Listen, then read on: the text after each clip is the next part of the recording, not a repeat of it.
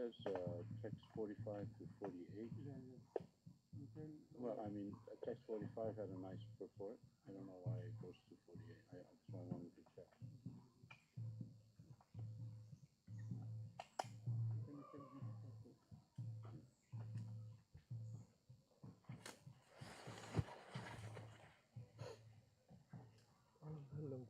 आपण काय करू शकतो की तो आता मला फोन करून सांगितलं प्रभूजी मी उशीर येणार आहे मला मी काय आम्ही थोडं हे करून सांगतो. Tomorrow they can read 46, 47, 48. 48 has a purport. 46, 47, not 45 is a nice purport, no problem.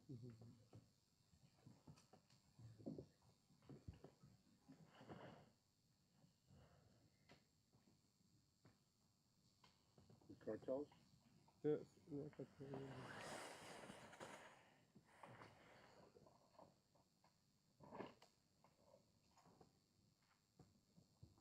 मृदंग आहे का आपल्याला इथे मृदंग पण नाही ना इथे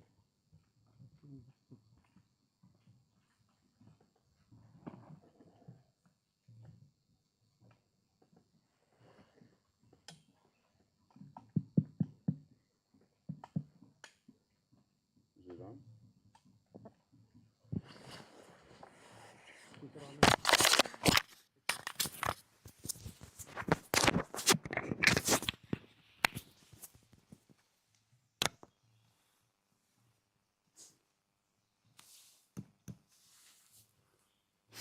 Cartels? Cartel hai ka? This is bringing.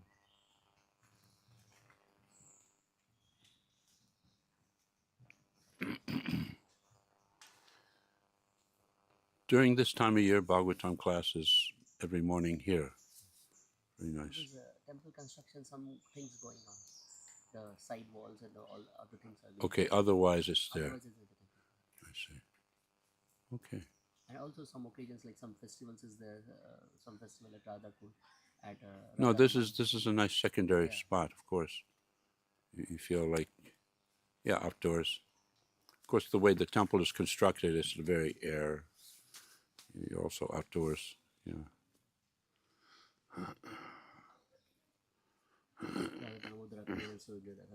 temple at the Yamuna Ghat or Yamuna Ghat, in the Gopinath or in Radharaman. There's other spots, of course. Yeah. I feel very fortunate to be by Govardhan Hill, though, in Giriraj. At Govardhan Eco Village, Haribol Madhavananda. We are fortunate to hear from you at that same spot. Well, I came here not knowing quite what to expect. This is my first time, but I came here with 2 Govardhan Shilas also that I worship. So, Giriraj is a point of focal worship for me. Cartels? No? I can just clap my hands. Oh, okay. Is that? Oh, it usually starts at 10 after. Usually starts 8 o'clock, but some of the other today. See, this is high tech. Yes. Actually, they get here only, but somebody took it. This is high tech. Giriraj is spiritual high tech.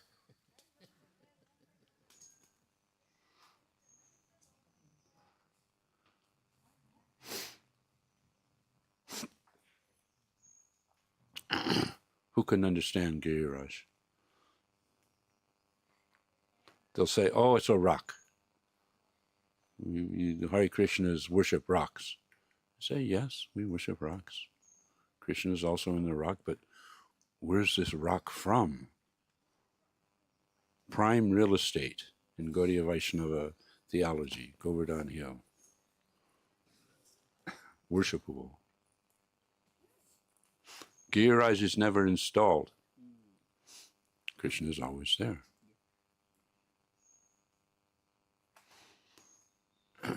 But sometimes it's a little controversial. Prabhupada personally showed Jayapataka Swami, Jananivas how to worship Shalagram Shila. Okay, so that became well established. In fact, Radhanath Swami learned from Jananivas, how to worship Shalagram. But did Prabhupada show any devotees how to worship Giriraj?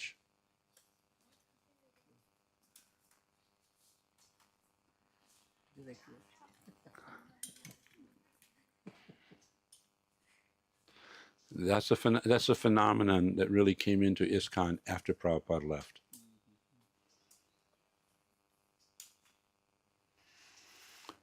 There's lots of similarities, worship of Shalagram, worship of Giriraj, but there's also differences.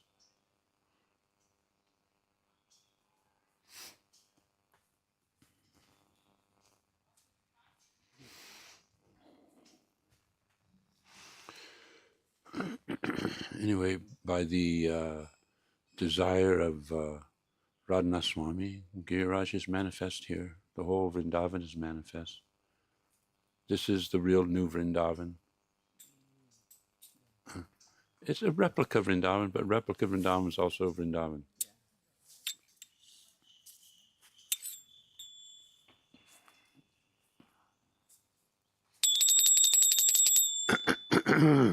Some water.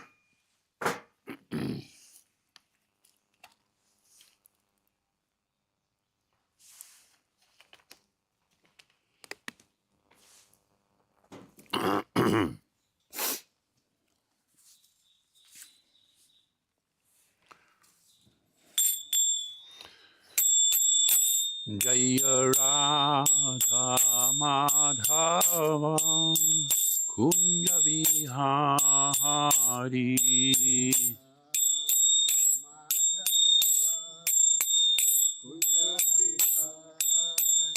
Jaya Radha Madhava Kunja Bihari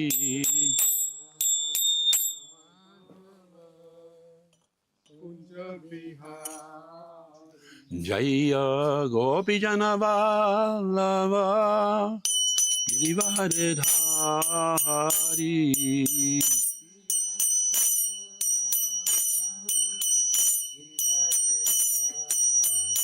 Jaya Gopijana Vallava Girivardhari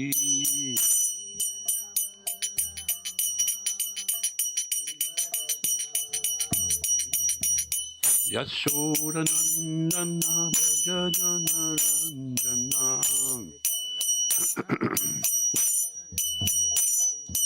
Yashodanandana Brajajana Ranjana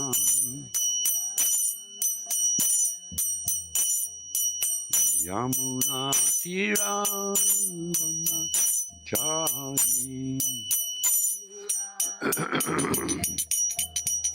Yamuna Tiravana-chari Jaya Radha Madhava Kunja Bihari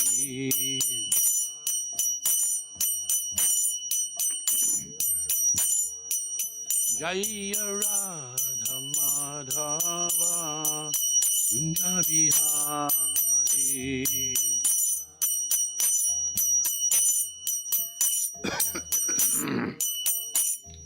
Gopi Janna Vallava Girivardhari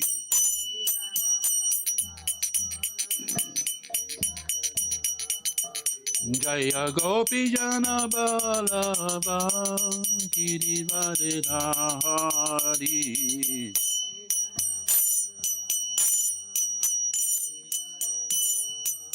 Yashodanandana Brajajana Ranjana Yashodanandana Brajajana Ranjana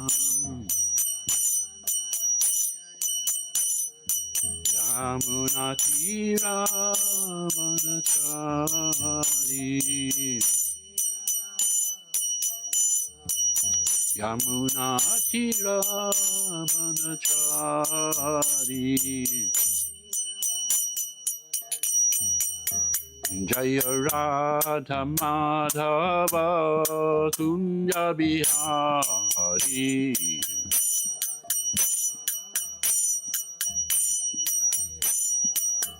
Jaya Radha Madhava Kunja Bihari.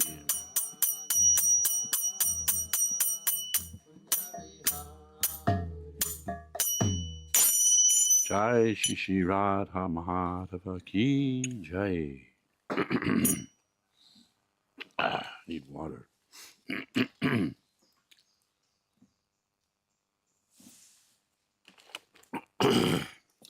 Om Namo Bhagavate Vasudevaya.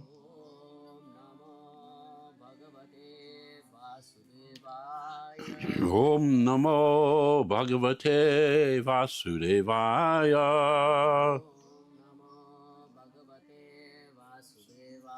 Om Namo Bhagavate Vasudevaya.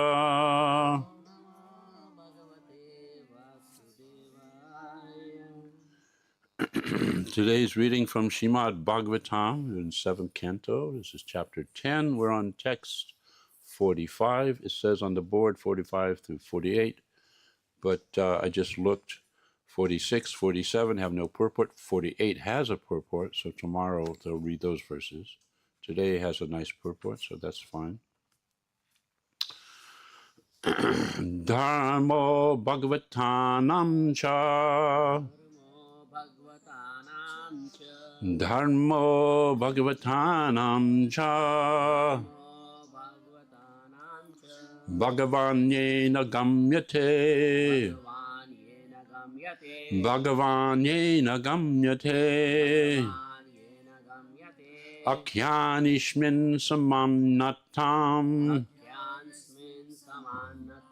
Akhyanishmin samanatam. Ajakmikam asheshata. Atyatmikam asheshata. Dharmo Bhagavatanam cha. Bhagavanyena gamyate. Akhyanishmin samanatam. Ajakmikam asheshata. Dharmo Bhagavatanam cha. Bhagavanyena gamyate. Akhyanishmin samanatam. Akyatmikam asheshata.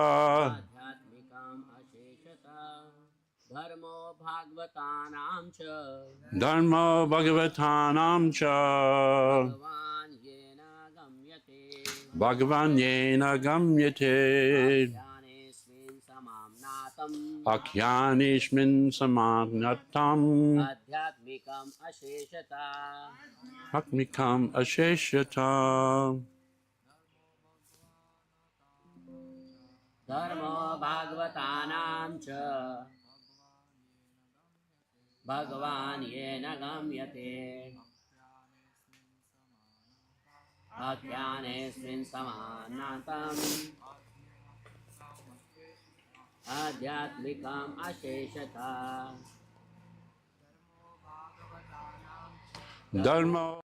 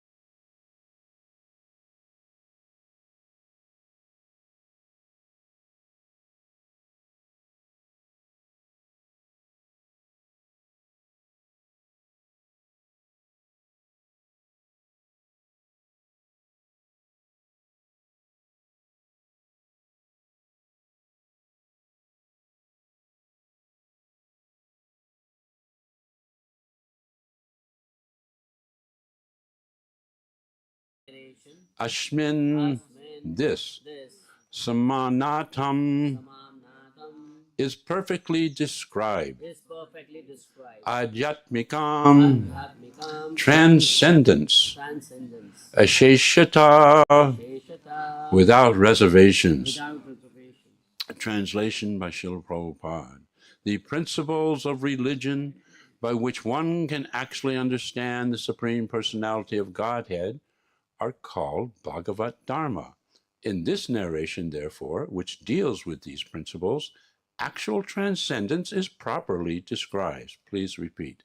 The principles of religion by which one can actually understand the Supreme Personality of Godhead are called Bhagavat Dharma. In this narration, therefore, which deals with these principles, actual transcendence is properly described.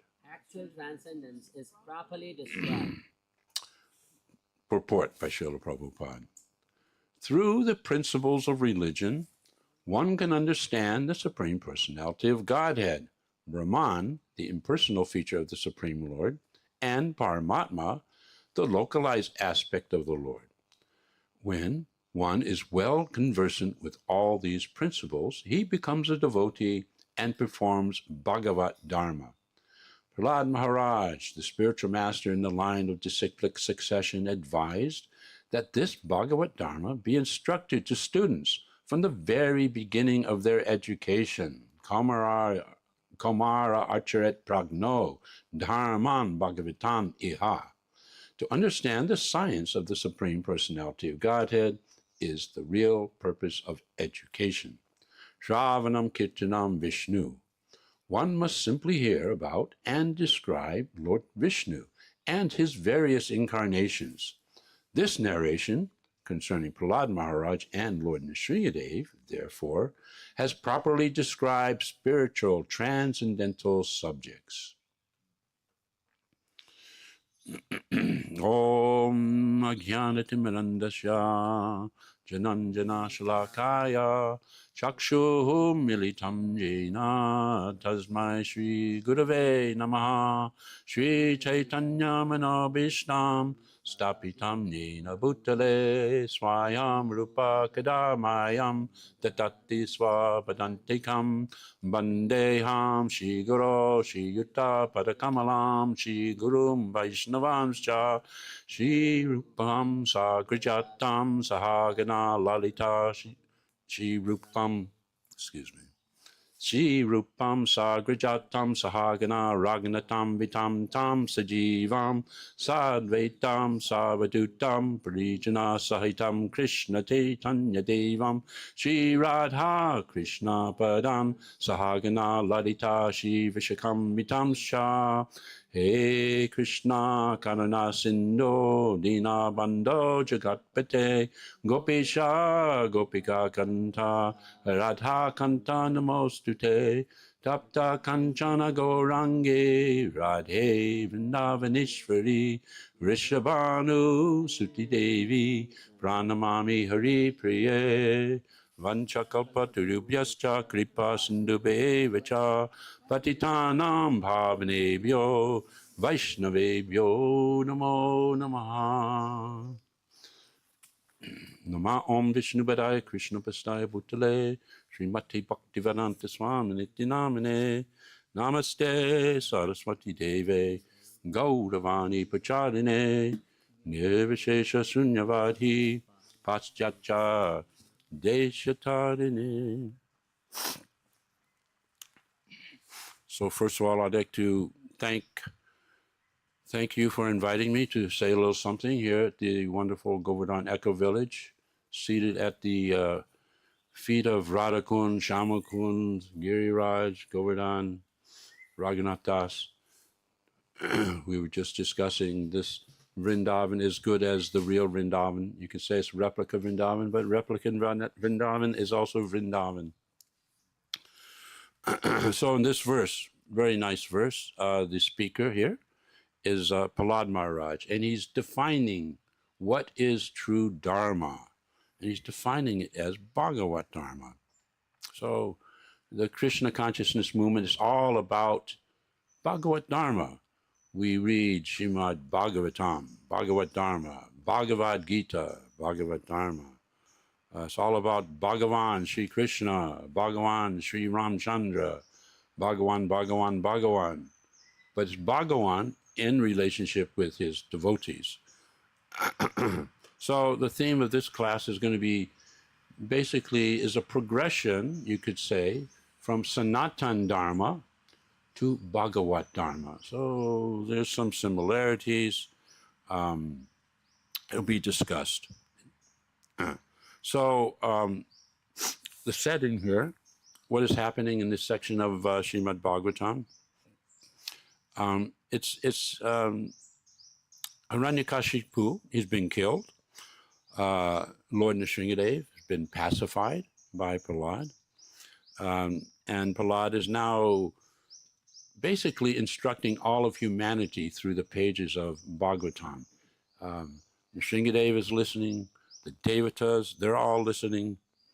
But we should be very clear that Prahlāda Mahārāja, he's not simply a child devotee. Yes, he's a child and he's a devotee, but he's a Mahabhagavata.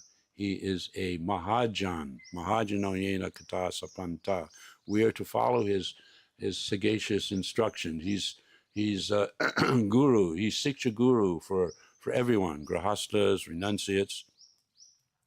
So Prahlāda now is speaking, and he's speaking about Bhagavat Dharma. So this is a kind of a post-liberation instruction. It's not beginning theology. So, and the audience is there, but really the audience we have to understand is us. These words are being described in the Bhagavatam for our benefit. So, Prahlāda Mahārāja, he's not asking for anything. He's not asking for liberation. He's not asking for any kind of safety or material order. Excuse me. But he's defining Dharma itself. Again, for the benefit of us all. So it's two similar dharmas, Sanatana Dharma, Bhagavat Dharma. There's subtle differences. We'll try and get into this. So Sanatana Dharma, it's our foundational Dharma, and Prabhupada would describe Sanatana Dharma as our eternal identity of the soul. We're parts and parcels of God, but sometimes the Sanatana Dharma idea is there, but it can be misunderstood as well. We're part and parcels of God, but in a impersonal way. Oh, yes, we're part of that God. And Prabhupada does mention here the three levels of God realization. So impersonal Brahman is, we don't reject it. It is an aspect of God realization, but it's the first stage.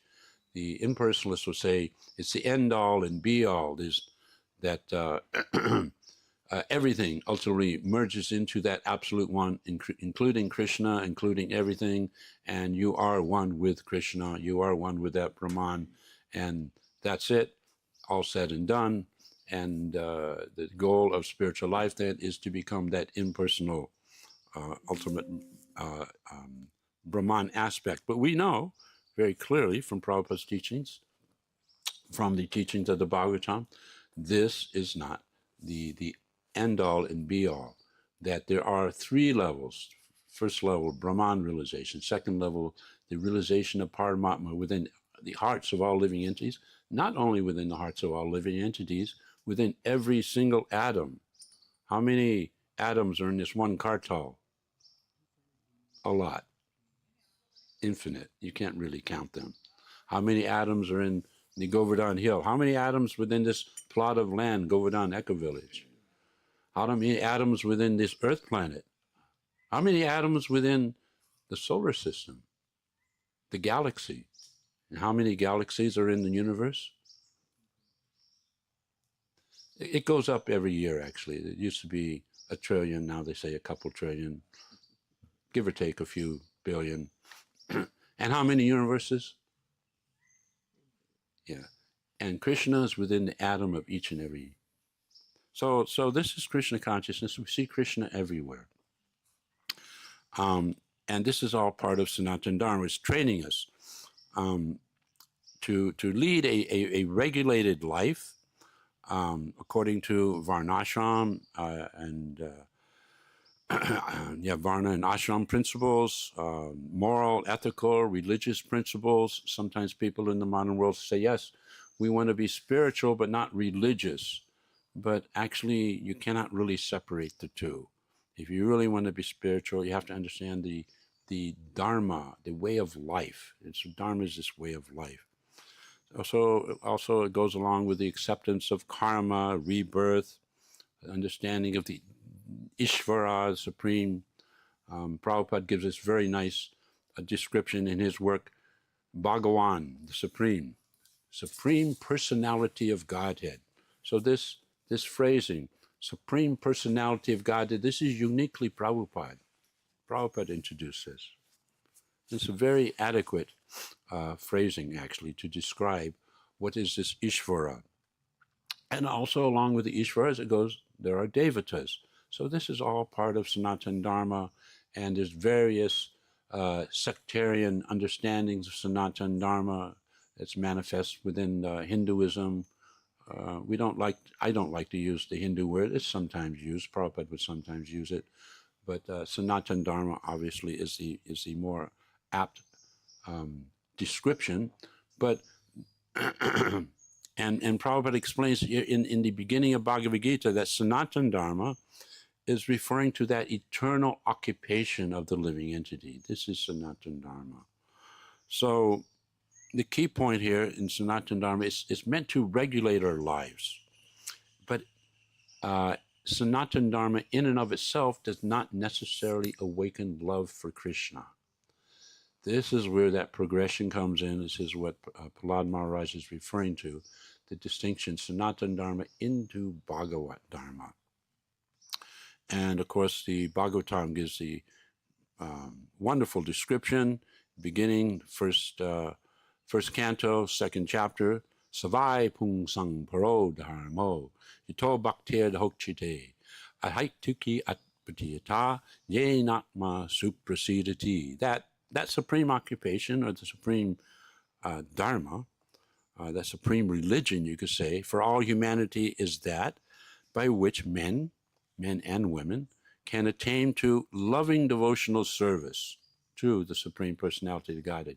Key word is loving devotional service. Loving, not just devotional service, and that devotional service has to be uninterrupted and unmotivated. This is the practices of Bhagavat Dharma that ultimately will bring us to pure Krishna consciousness. So this is what we're striving for in the Hare Krishna movement, the key word being loving devotional service. We're trying to obtain prema bhakti. Now, for many devotees say, well, that's far, far, far away, prema bhakti. And in one sense, it is. Prema bhakti is a theological concept of intense, emotional, divine love. But when it comes to devotional service, we can understand it's actually an unlimited ocean. Here we're at the feet of Radhakund, Shyamakund, small ponds, but they actually are representing the divine love exchange of Radha and Krishna. And within that love exchange, it's an ocean. So sometimes in our practices, we may be dipping our toes into the ocean, but we're being invited, please come in, come into that ocean of unlimited divine love. The impersonalists, they will say, actually the goal of life is enlightenment. But enlightenment is a static term.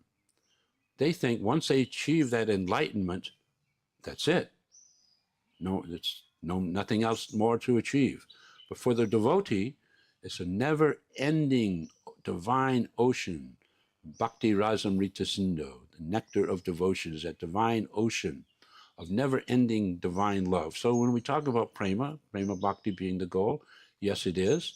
But even after achieving prema bhakti, it's actually stages and levels of degrees of intensity.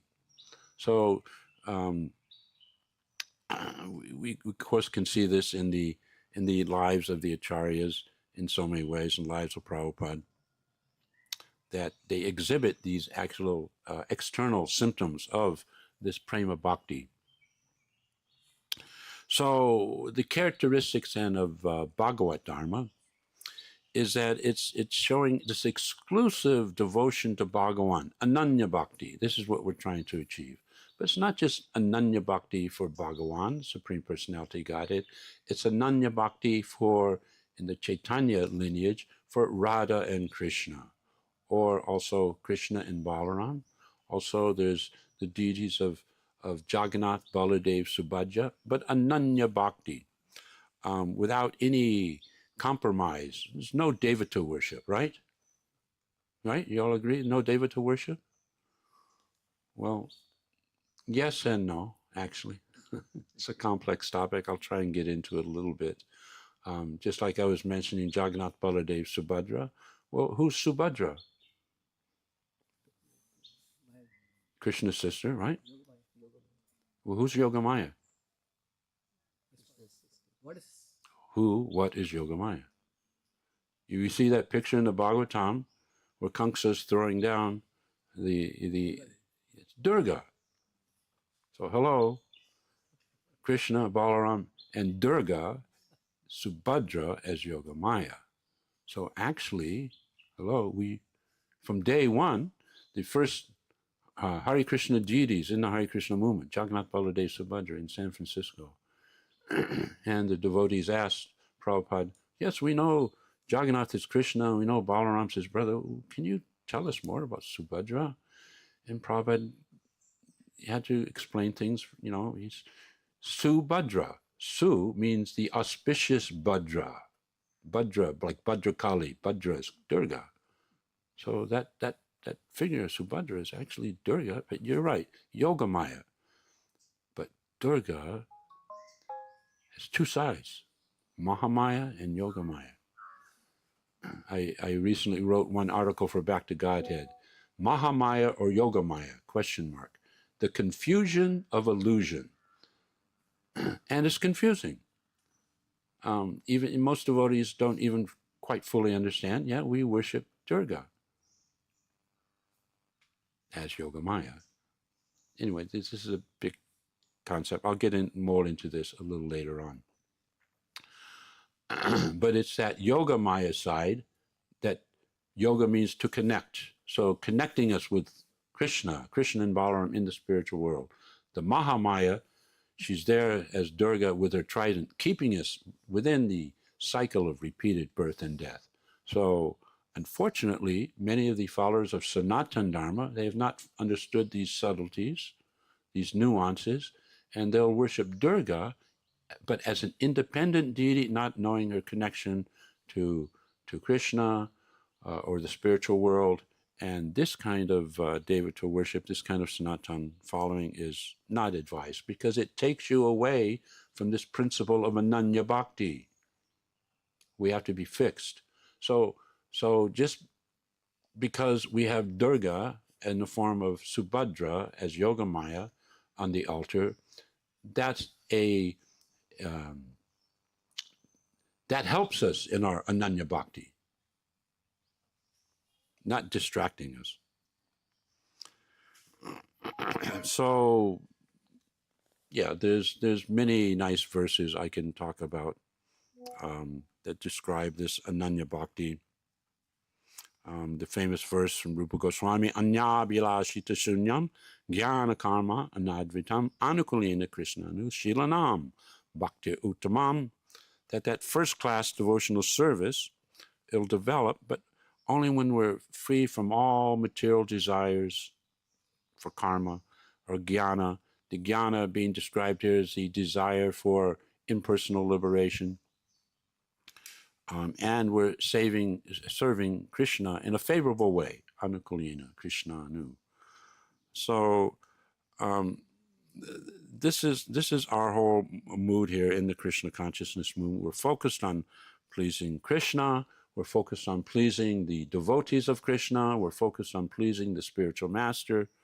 And in this way, we're freeing ourselves from this cycle of birth and death. We're freeing ourselves from the misconceptions of the impersonal aspect of divinity. So the key idea here is that Sanatana Dharma is a shift. Sanatana Dharma is a shift into Bhagavat Dharma, if we're actually practicing Sanatana Dharma. So Sanatana Dharma is teaching us duty and responsibility and a lifestyle, but ultimately it's the Bhagavat Dharma that's teaching us all those things and how to develop prema bhakti. So within the Sanatana Dharma understanding is the four purusharthas: dharma, artha, kama, moksha. But the Bhagavat Dharma says, actually, there's one more. Yeah? What'd you say? Yeah, Panchava Purushartham. It's actually 5 goals of life. So don't forget the last one, which is pure love for Krishna. So this is the point. The Sanatana Dharma doesn't necessarily describe that. It's only in the Bhagavat Dharma, which is focused on our relationship with Krishna and ultimately the loving relationship with Krishna. This is all our activities here in sadhana bhakti, vaidhi bhakti are meant to elevate us ultimately to what Lord Chaitanya came to give, which was pure love coming from rag bhakti. Now, rag bhakti is a difficult topic. I'm not really going to get into all these things, but that's ultimately what the Hare Krishna movement is about. So, Prahlāda Mahārāja's teachings here, they're kind of radical in some ways. He's not rejecting Sanatana Dharma, but he's outright, he's saying ultimately that Sanatana Dharma has to move into the relational Dharma of Bhagavat Dharma. So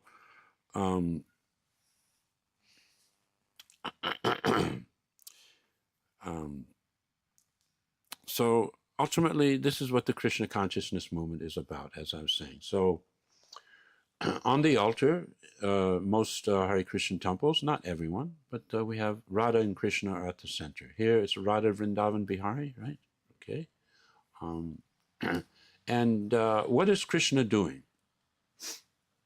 Anyone? What's he doing? He's playing a flute? Really? Very good. But Radharani's already there. Why is he playing the flute? He's playing the flute to attract the gopis. So all the gopis are ultimately expansions of Radharani. Radharani's there, ultimately all the gopis are there. He's playing this flute, but Radha and Krishna are looking at us. That flute playing is an invitation for us. He's calling us through the agency of his flute playing. Come back to the spiritual world. Come back to your real situation of loving devotional service in the spiritual world. And we reply to his flute call by chanting Hare Krishna. Hare Krishna, Krishna Krishna, Hare Hare. Hare Ram, Ram Ram, Hare Hare. So we chant japa, we chant kirtan. This is our reply to Krishna's playing his flute. So can you hear Krishna's flute? Yes? No? Maybe? You got to listen carefully.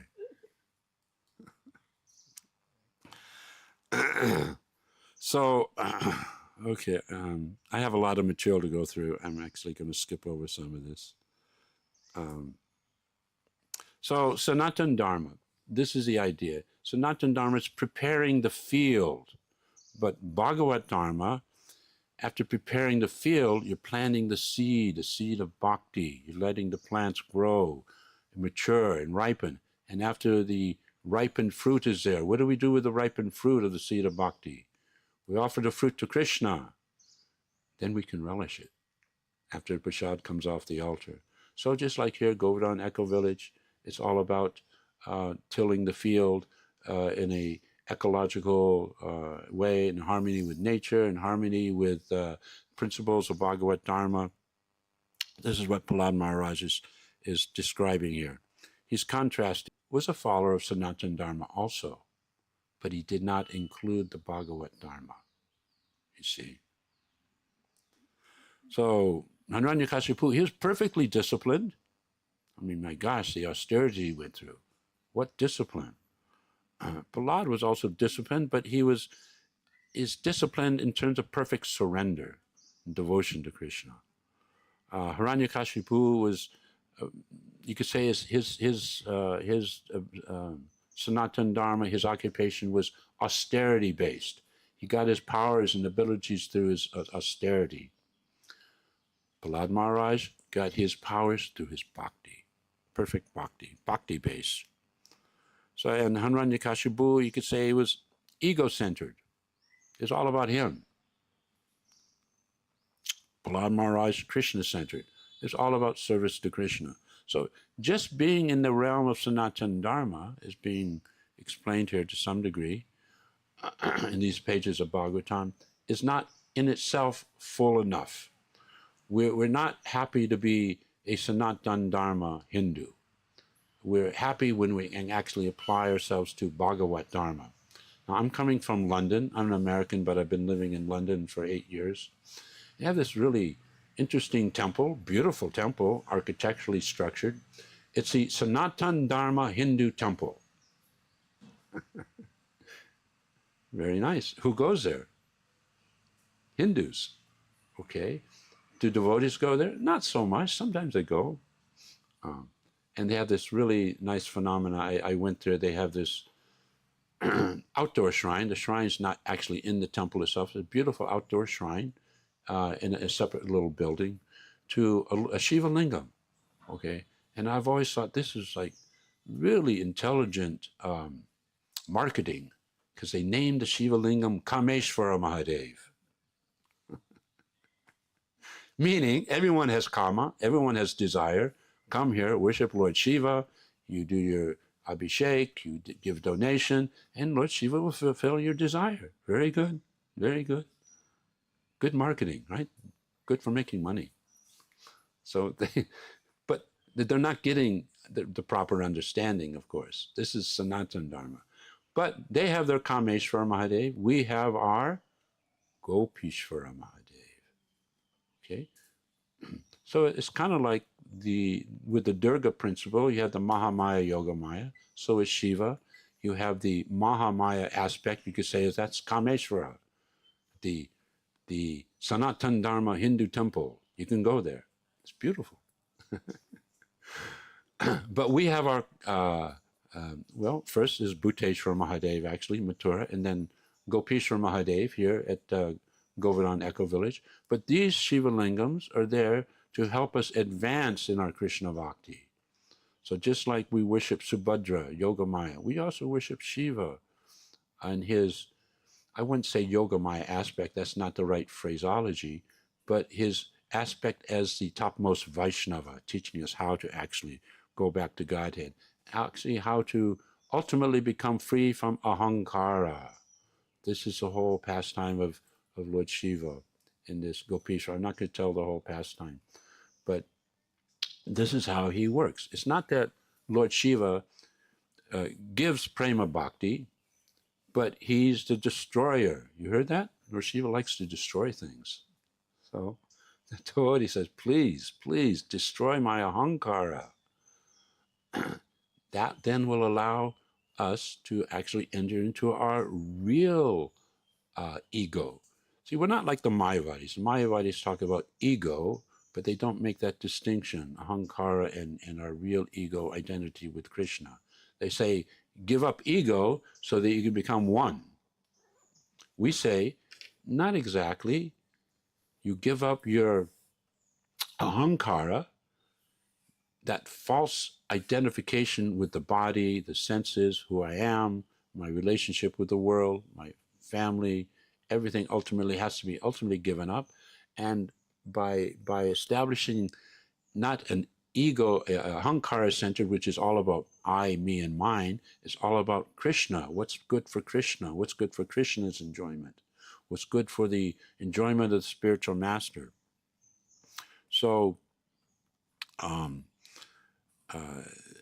this is the idea. It's actually bhakti alone is the only thing that can really destroy ahankara. When the impersonalists are talking about their ego, they're not talking about ahankara. They're simply saying that ultimately everything's illusory except that one impersonal Brahman. Even Krishna is illusory. Bhakti is illusory. That's why it's so offensive. That's why impersonal conclusions are so offensive. Now, is Shankaracharya to blame? No? He preached Mayavad philosophy. Why not blame him? His the fault, right? Anyway, actually, Shankara, he is actually avatar of Shiva. And there's not too many avatars of Shiva, actually. But there he is, avatar of Shiva. And he was told, I forget which Purana it is. Do you know which Purana? It's Padma Purana. Yeah. That you, actually, you have to, Shiva, you have to incarnate to destroy the atheistic, impersonal sunyata philosophy given by Lord Buddha. Buddha rejected the Vedas. The Vedas had to come back into their position of authority. So Lord Shiva had the thankless task as Shankaracharya to reestablish the Vedic teachings. He did that. And he also taught bhakti, interestingly enough. We understand Lord Shiva taught most Vaishnava. We don't accept that Lord Shiva ultimately is teaching impersonal philosophy. Some texts, Rudra Purana, Shaivite Purana, these are texts from that are considered tamasic, and their conclusions are not exactly in line with the Bhagavad Purana. But ultimately, Lord Shiva wrote a very beautiful astakam that is chanted basically every year, especially during Ratha Yatra time, the Jagannath Astakam. 8 beautiful prayers. Have you ever read actually the Jagannath Astakam? Beautiful prayers in glorification of Lord Jagannath as Krishna and Krishna and Radharani. So Shankaracharya was in 9th century, way before Lord Chaitanya. And Jagannath Astakam was chanted in great ecstasy by Lord Chaitanya, Ratha Yatra. That's been passed along by the great acharyas, passed along by Srila Prabhupada. In fact, the first Jagannath deities in San Francisco, you can imagine the scene. Prabhupada's preaching to his basically hippie disciples. Here's Jagannath. Now we're going to install Jagannath. Okay, big, prana pratishta, big Vedic ceremony. No, they didn't have the wherewithal to understand any of that. But they basically had a candle on a plate, and each hippie devotee, disciple, whoever they were, they would offer a candle, they would chant Hare Krishna, and Jagannatha Swami Nayana Patagami Bhavatu Me. So Prabhupada installed actually the Jagannath deities with Hare Krishna, simple ceremony, and Jagannath Astakam by Shankara. So we don't reject Shankara, we like Shankara. But again, it's a matter of understanding the right Shankara, the actually devotional Shankara. So Iskcon's mission, it's not cultural Hinduism. Yes, there's many, you could say, Hindus who come to the temples, the Chaupati, the Juhu temple in Mumbai, here, Govardhan Eco Village. But it's our responsibility to educate them, to lift them up, to understand really what is Bhagavat Dharma, which is a separate, it's not sectarian, it's that same Sanatan Dharma, but more refined, more understanding of what real Dharma is about, what real religion is about. So, in conclusion, we've got a few minutes left. Sanatana Dharma tells us how to live in the world by governing behavior. Bhagavatam, but expands on that. Sanatana Dharma expands on that and teaches how to lovingly live in the world and lovingly leave it as well. While living in the world, we're practicing Krishna consciousness, practices of Vaidhi Bhakti, hoping to achieve ultimately some understanding of Rag Bhakti. If we achieve that Rag Bhakti, then leaving this world, we're achieving real success in life. So in conclusion here, Prahlāda Mahārāja is showing us that even perfect duty is incomplete without bhakti. The perfect duty is taught with Sanatana Dharma. We should reflect on this.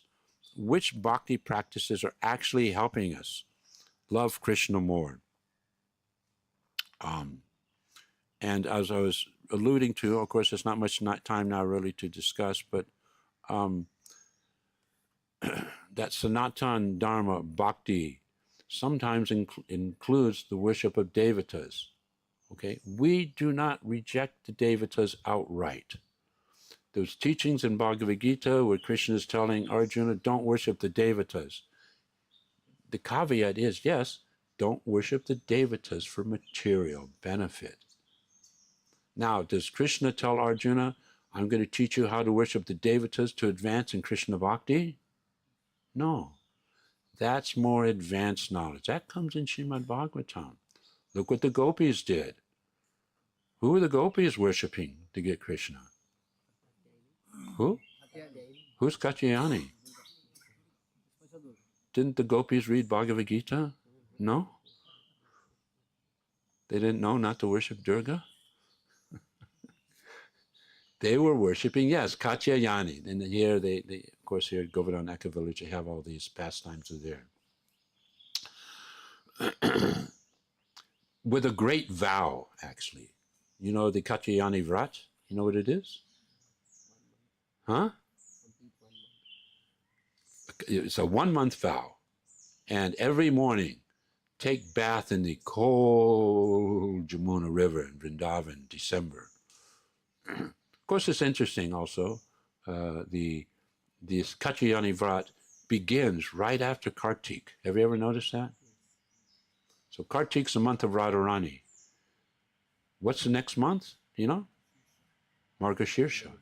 So who's the month of Margashirsha belong to? Krishna.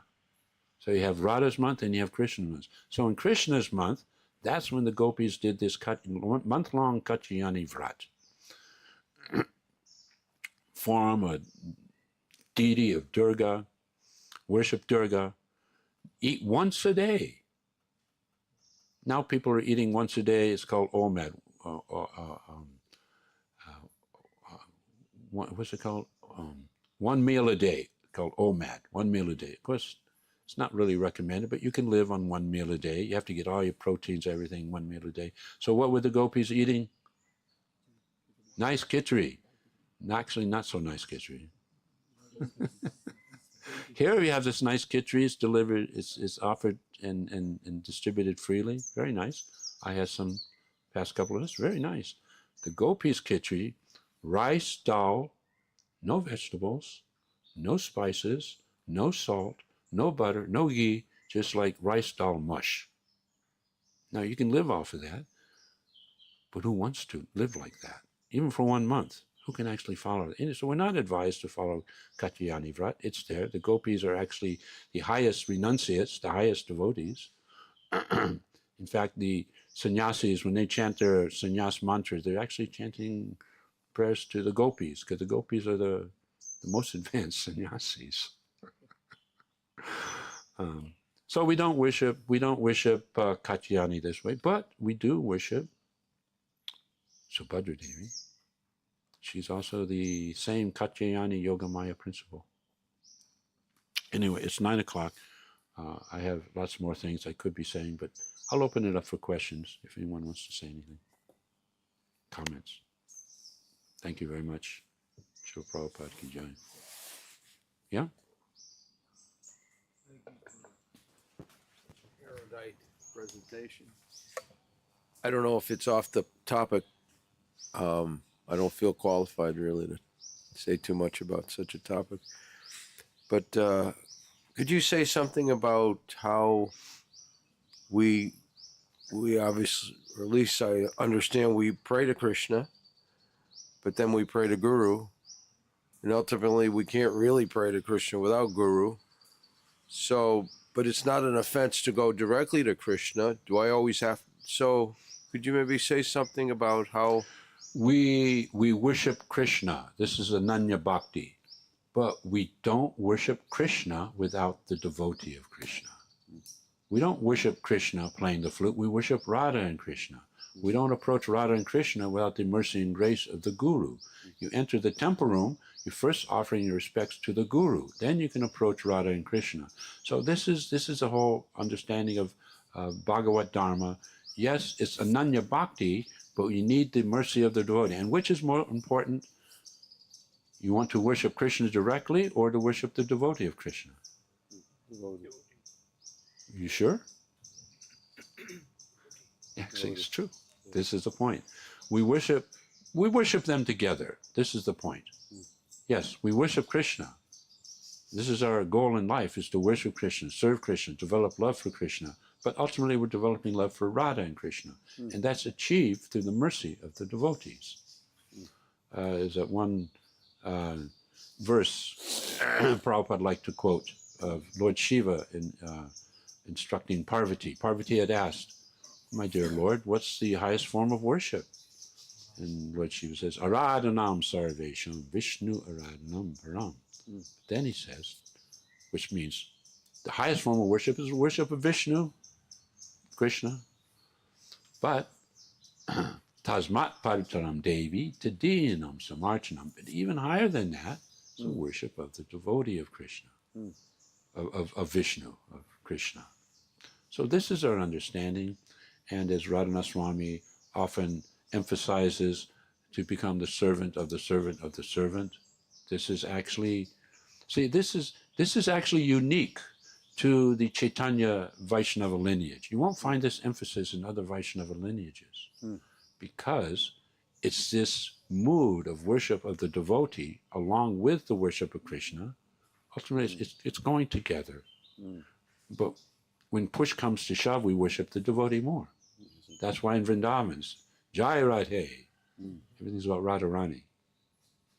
But of course, that's another thing. Radha and Krishna are ultimately one and the same. But the point is, we emphasize this mood of worship of the devotee. Why? Because this is what's going on in Goloka Vrindavan. All the devotees are serving, worshiping each other in loving exchanges, along with, of course, their devotion to Krishna. So by emphasizing this devotion to the devotee, not simply the spiritual master also, it's all devotees. So by emphasizing this mood of worship of the devotee, we're actually entering into an understanding what is Vraj Bhakti. That's why it's emphasized in the Chaitanya Vaishnava tradition. Go ahead. And I think what sparked this question for me fundamentally was I knew one Mata. She was having some struggle, and she went to her guru and said, and her guru instructed, you go every day and pray to Krishna. And he said, no, you physically go to the deity in his face and you pray to him every day. She said it changed her life, but I was just... Well, I don't know what the details are. Hopefully she's also praying to her guru and doing things correctly. Yeah, of course, we pray to Krishna. Krishna is there in the deity. Krishna is there in the pages of the Bhagavatam. Krishna is in the holy name, okay? But we don't neglect the proper understanding of the devotion through the worship of the devotees, worship of the guru, Diksha Guru, Siksha Guru, so many guru principles are there. So this is ultimately, if we get their shelter, they basically are introducing us to Radha and Krishna through their grace. We enter Vrindavan through the grace of Srila Prabhupada. We go to Vrindavan, we go to Krishna Balaram Mandir, there's Prabhupada's on the altar, Prabhupada's on the Vyasa sign. By his mercy only, we have this opportunity to even come to Vrindavan. But you can take it a level higher even. Prabhupada talks about it a little bit. The Goswamis talk about it a lot. You enter Vrindavan by the grace of the topmost Vaishnava, Lord Shiva. Gopishwar Mahadeva. Or actually it's a two-step process. Here you have Bhuteshwar Mahadeva in Mathura. And I just came to learn it's the Shiva Lingam is manifest within the last year. Used to have a cement lingam. Anyway, this is actually proper, the Shiva Lingam there, but in the Mathura Mahatmya by Rupa Goswami, he describes entering Vrindavan as a two-step process. So Prabhupada doesn't get into these details, but the Goswami, specifically Rupa Goswami, does. First, Lord Shiva in Mathura, then actually Bhuteshwar frees you from your sinful activities. Then you're actually qualified to enter Vrindavan proper. Once getting to Vrindavan, you go to Gopishwara Mahadeva. Why Gopishwara? Because if you really want to be in Vrindavan proper, you have to take shelter of Lord Shiva, who will help you deal with your ahankara issues. If you're there in Vrindavan without actually entering through this principle, you're there mostly like a tourist. It's okay. You go to Loy Bazaar, you get your nice dhotis and saris, and go home and say, oh, you went to Vrindavan. But if you really want the experience of a pilgrim searching spiritual insights, these principles as they go through by the mercy of the devotee, you enter Vrindavan. Anything else? Yeah? As you mentioned that Bhagavad Dharma is in progression with Sanatan Dharma. Yeah. Where would you place Varnashram Dharma in this progression? Well, Varnashram is a big discussion. Varnashram sometimes is viewed as Vedic Varnashram, but did Prabhupada want us to follow Vedic Varnashram? No. He wanted us to follow Daiva Varnashram. So Daiva Varnashram is basically Bhagavat Dharma.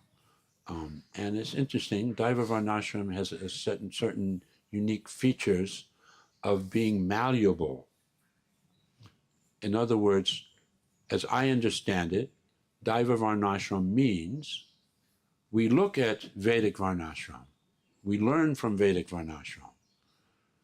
Some things may be applied, some things may not be so suitable for Kali Yuga and modern society that we're living in. So according to time, place, circumstances, certain adjustments can be made. And the perfect example, Prabhupada came to the West. He's basically viewing Western culture for the first time. He's just observing. Well, Prabhupada knew he had to make some adjustments. First adjustment, Brahmacharini ashram. What did his godbrothers back in India think? That Bhaktivedanta Swami, he went to the West and now he's going crazy. Brahmacharini ashram? This is against all Varnashram principles. We can't tolerate this. But Prabhupada knew perfectly well what he was doing. He was making adjustments according to time, place, circumstance, and what is favorable, this is the Daivi part of it, what's favorable for spreading Lord Chaitanya's movement. Of course, big topic now. Are they going to allow for female Diksha gurus? I don't want to get into a big controversy right now, but it's something that's still being discussed. Is this an innovation that Prabhupada would have allowed? Some devotees say yes, some devotees say no. We should stick more to the Vedic Varnashram ideas. But as I understand it, Daiva Varnashram is certainly open for innovation and adjustments according to what's favorable for preaching. So the arguments go for female Diksha Guru, it's favorable for preaching. Maybe not in India, but in the West. So anyway, I don't want to get into that controversy. It's okay though. Controversies, I say, are a good thing. Controversies help make us think, deeply. What is Krishna consciousness? What are we doing? How are we going to actually, serve Prabhupada in this present day and age, 2026, many years after Prabhupada left us, is still going on and growing, especially in India, I can see very incredibly, but actually in many places in the West, what Prabhupada established are struggling. So the question is how to, if necessary, make adjustments, not major adjustments, but still adjustments that are in line with this idea of Daiva Varnashram. Okay? I know it's getting late. Any other questions? Oh.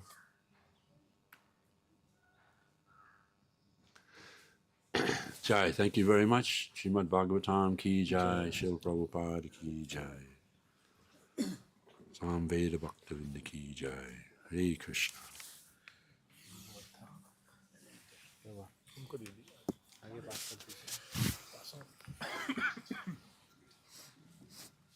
I should have taken a vote. Who's in favor, who's against? इसके पीछे का